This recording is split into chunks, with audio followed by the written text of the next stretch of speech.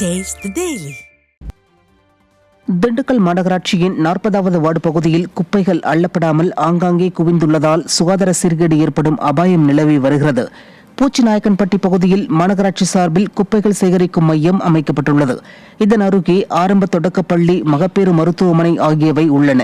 இதனால் குப்பைகள் சேகரிக்கும் மையத்தை வேறு இடத்திற்கு மாற்றுமாறு மக்கள் பலமுறை கோரிக்கை விடுத்துள்ளனர்.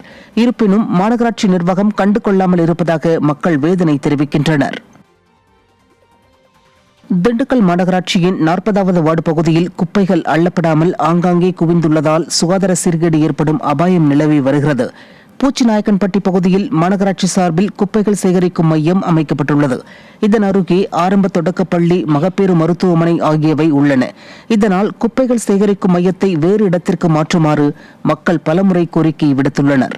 இருப்பினும் மாநகராட்சி நிர்வாகம் கண்டுகொள்ளாமல் இருப்பதாக மக்கள் வேதனை தெரிவிக்கின்றனர். புதுக்கோட்டை மாவட்டம் பொன்னமராவதியில் பேருந்திலேயே 2 மணி நேரம் பயணிகள் காத்திருக்க நேரிட்டதால் கடும் அவதியடைந்தனர்.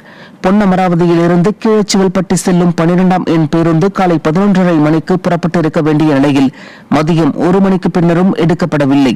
இது தொடர்பாக பலமுறை பயணிகள் கேட்டதற்கு ஓட்டுநரும் நடத்துனரும் திருமணத்திற்கு சென்றுள்ளதாகவும், இதோ வந்துவிடுவார்கள், அதோ வந்துவிடுவார்கள் என்றும் 2 மணி நேரத்திற்கும் மேலாக போக்கு காட்டியுள்ளனர். இதைக் கண்டு திமுக ஆட்சியில் பேருந்துக்கும் காத்திருக்க வேண்டும், பேருந்திலும் காத்திருக்க வேண்டி இருக்கிறதே என பெண்கள் ஆவேசமாக தெரிவித்தனர். கிடக்கிறோம் முடியாதவங்க, ஆத்தாதவங்க, 1000 பார்த்தவங்க எல்லாம் அப்ப சாகட்டும்பா சொல்லுங்க. நீங்க செய்ததுக்காக நாங்க சாகட்டும்.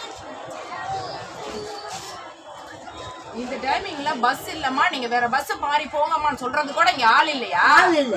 எதுக்கு இப்படி வந்து நிப்பாட்டி போட்டு வச்சிருக்கீங்க பஸ் ஸ்டாண்டுக்குள்ள?